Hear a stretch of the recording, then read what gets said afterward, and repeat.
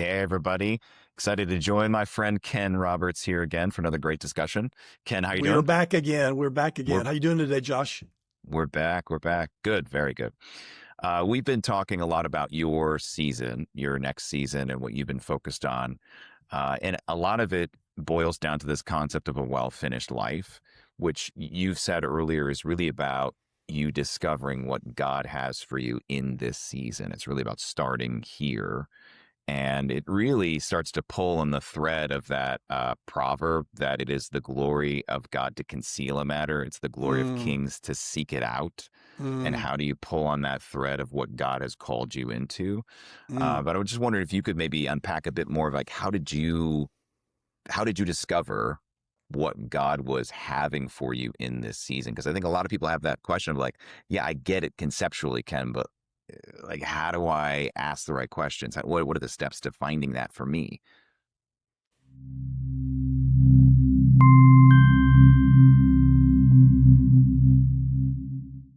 Let me answer it for my own life, but as people are listening, think about it as illustrative for their own potential, how they might discover it. Yeah, So yeah, this is going to be a two-pronged deal. Let me give you, for me, two bookends, which will be helpful, and then I'll fill some stories in the middle.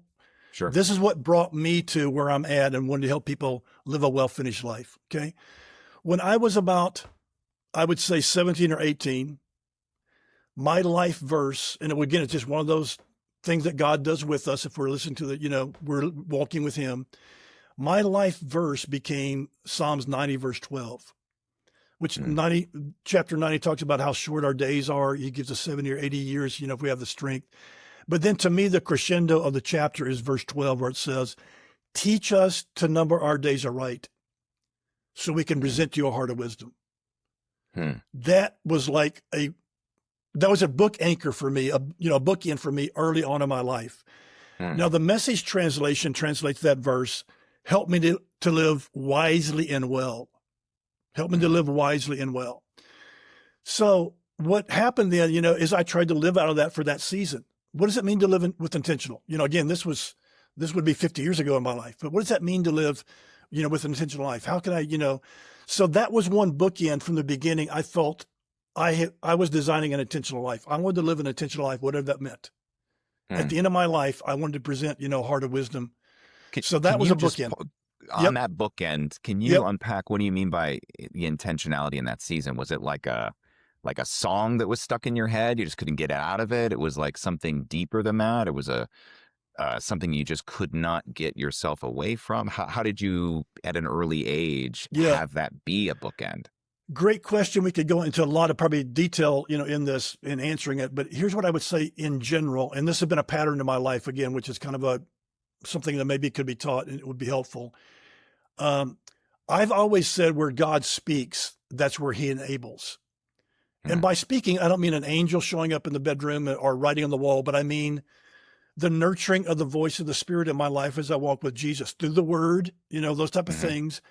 yeah. But when that became a word to me, then I've always said where God speaks, that's where He enables. So when He says something to me, especially in a season, I try to do something with it. Hmm, That's what I mean by intentionality. hmm, So what I started doing, again, this was back when I was, when I was 18 or 19, I started studying all the scriptures on living with purpose. hmm, Look at the ant, Ephesians, 2, Ephesians 5, be aware of the times, know what God's will is. I mean, so hmm, I took that and started doing something with it. The other thing I started doing was just reading as much stuff as I could on personal development. That's where I started this whole journey on personal development. So I would read stuff about how can I use my time wisely? How can I grow in all areas of my life? So that's the way I would answer that. So for me, that's how I fleshed it out. Okay. hmm.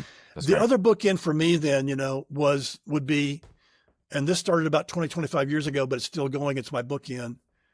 And I started saying publicly, I was still pastoring at the time, and I started saying publicly, all my kids know this, my wife knows this, many people would remember this.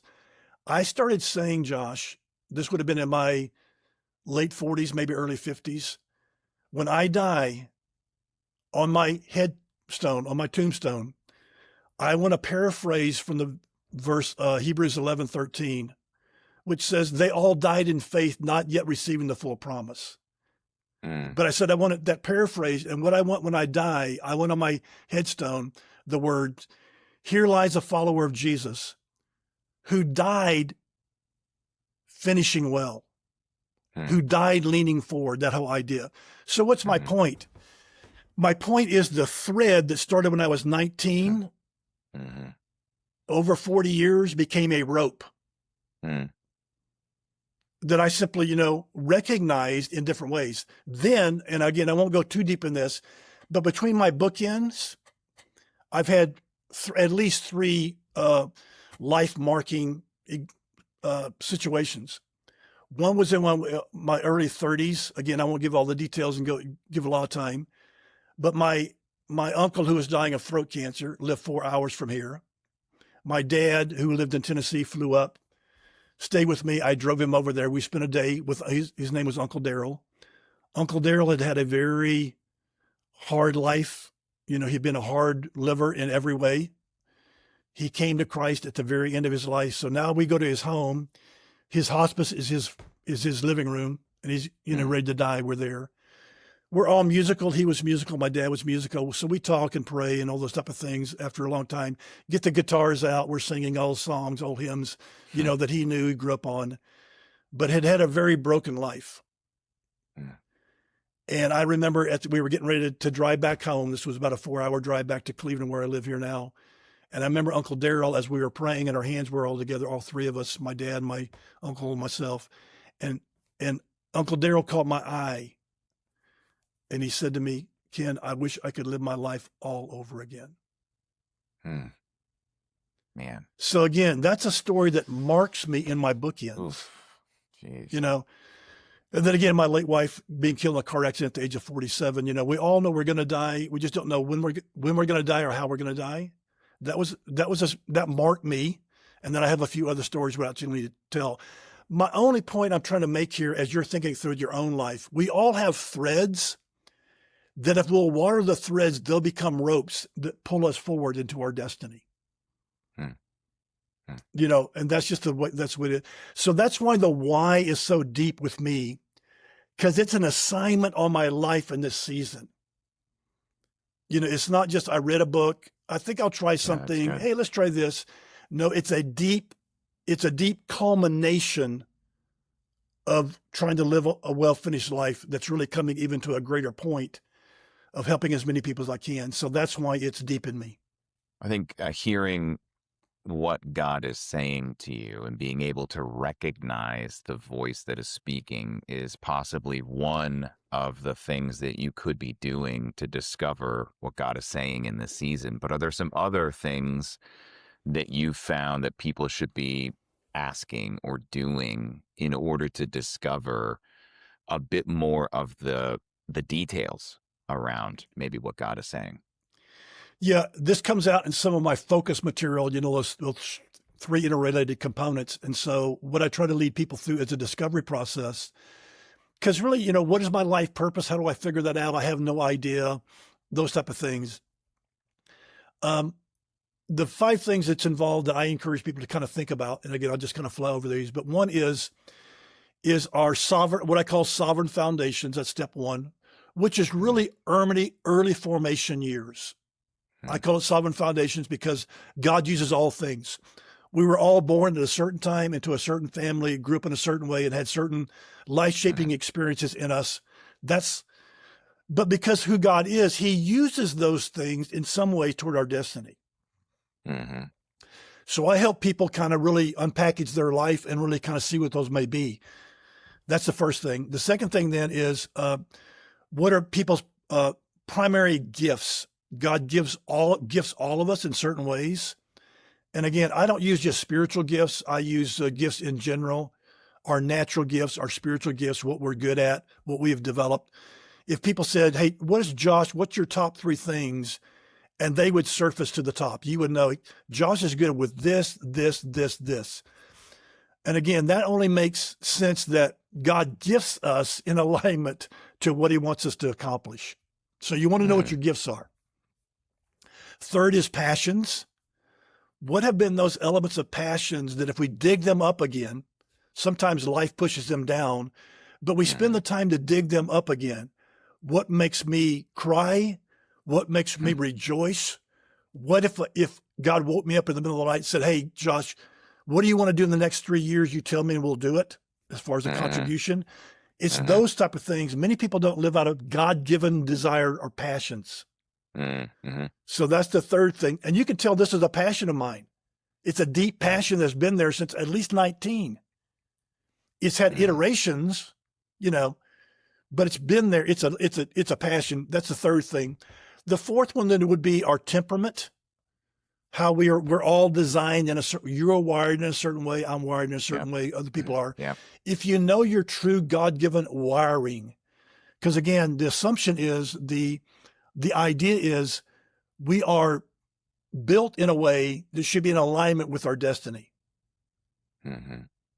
Me Mhm. thinking, reading, talking to people one on one, thinking some more, writing, being by myself. I mean, I'm built that way and it's in Mhm. alignment with what I'm doing.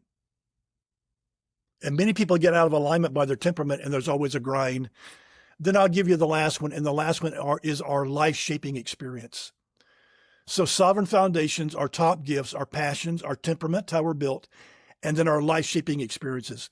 Those can be negative or positive or both. Mhm. But we all have things in our life that have shaped us.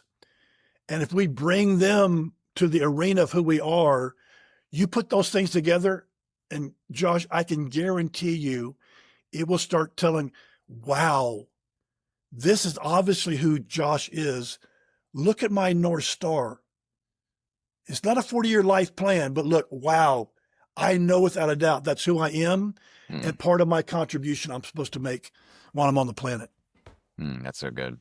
That's so good. I think a lot of people listening to this may be thinking, listen, Ken, it sounds great, but going into my past is not something I'm interested in because it's so full of mistakes and missed opportunities and shame that I'm just happy to be forgetting my past. And you're now wanting to open that door back up. What would you say to those people who are, maybe they would never say this out loud, but they're definitely thinking it like, listen, I don't want to unpack all those things that have kind of scarred over. um, why is it so critical for someone to actually begin the process of looking into the past for some of those things that have happened to them in order to discover um, what is the bedrock of what God has built inside of them? Yeah, we talked about a little bit in one of the other episodes. So they may be able to find a little bit more there in that. But again, what I would say, how I've said it is our past is the raw material to a redemptive future. Our past Mm, is the raw material to a redemptive future. So if we think that God, if we have a belief that God is a good God and a faithful God, that He helps us then to find purpose even in that and to find healing in that. So mm, again, we talk about it. Our past can be a ball and chain that's affecting us in the present, or it can be something that God wants to use to reframe to affect us in the present for our mm, future. And I've worked with a lot of people in my coaching, that's gone through many difficult things. And actually, what happens when they get there, they end up going deeper in their true identity in Christ. mm. They're no longer marked by that event. They find healing in it. God will accent, they'll find healing in it. But then they'll see how He wants to use it in their purpose. And for many people, it's like, oh my goodness, He's redeeming even that, black or dark season of my life. He's redeeming it to help other people now in this Yeah, way, in this direction. So it's beautiful. it becomes a very redemptive thing instead of a painful thing. Mm, that's a good encouragement. Yep. Ken, if they're interested in hearing more about what you're doing Yep. and how they could be involved, how they could participate in following some of these things that you're setting out as Yep. uh, discovery items for people to follow, how can they get in touch with you? Yeah. A lot of what we're talking about here is around the idea of focus, what I call focus, a practical guide, to living a fruitful life for Christ. So it's kind of finding that. How do I discover what this may be and at least stumble in that direction? And, for them to do that would be go to my website would be the best thing. and that's Ken L. Roberts, kenlroberts.com. They'll find my website there, which is A Well Finished Life. And one of the subsets they'll find form, focus, and finishing well. All those things can help them really in this process of trying to figure that Great. out and move that direction. Excellent. Ken, as always, thanks for the time. Always great talking. I appreciate it, man. We'll talk again. Yep. Talk to you. All right.